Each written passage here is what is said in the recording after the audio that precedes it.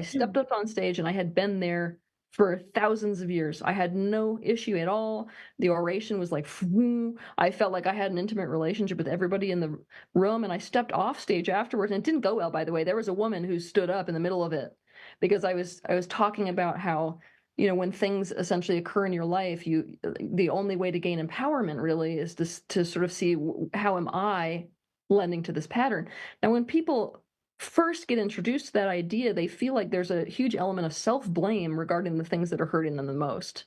Mm. So this woman stood up in the audience and was like irate. I mean, swearing at me like, "How dare you tell me that I have anything to do with why my husband left me?" And I wasn't even talking about that, but I hit a major chord with her. So it's not like it was a smooth event in that respect. But I stepped off stage and it was like, this is bizarre. This feels like I was a bird who spent my life in water, and I just flew for the first time, and I did not Mm. even have to try. Wow. Yep. How do you come up with your content? You come out with new content all the time, and I'm curious if it's almost like a teacher that has a syllabus of things that you're getting through, or if it's something that strikes a chord with you because it's something you're dealing with in your own personal life, and then you want to talk about it. I'm answering to whatever I come across, and Mm. obviously, this has become very easy now that I travel around the world because when you go and you interact with new people, you become aware of new patterns. So let's say that, tomorrow I'm about to get on an airplane and go back to my retreat center in Costa Rica where I'm hosting a retreat. Let's say that at that retreat, I'm working with somebody who is not really understanding the difference between, say, compromise and workability. That's Mm. the moment that I go, wait, wait, wait, wait.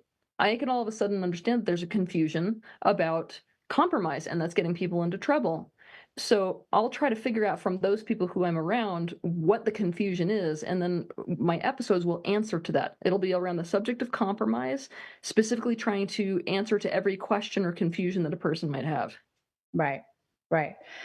Do you think that what you teach is controversial, or do you think that that's just what people say when they don't understand things or when they're scared by it?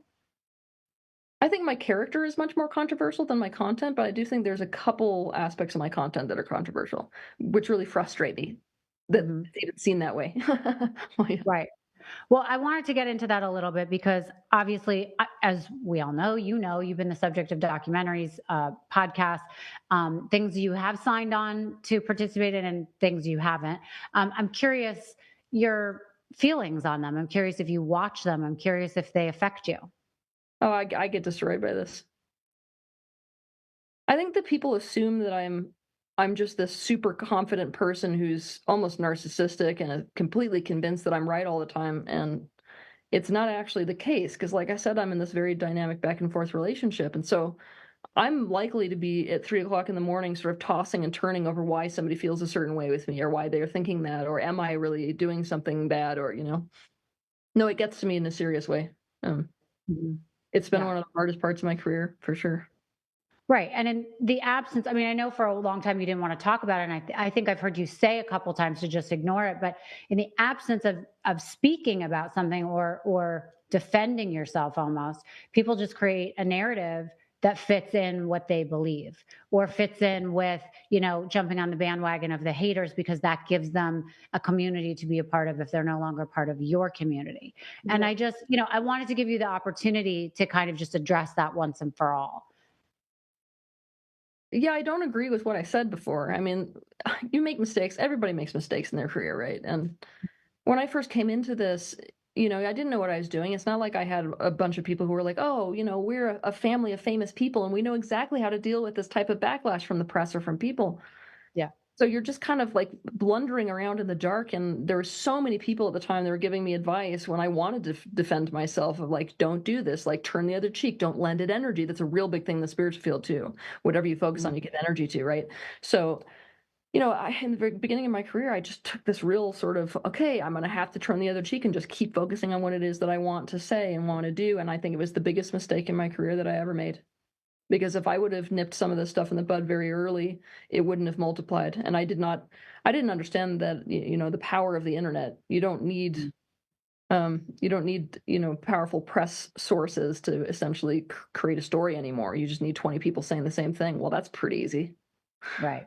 So yeah, Yeah. I definitely wish I had come out earlier and been like, okay, this is what's being said. This is why it's not true. This is what really happened. I would have, that would have been a lot smarter. Right. Yeah.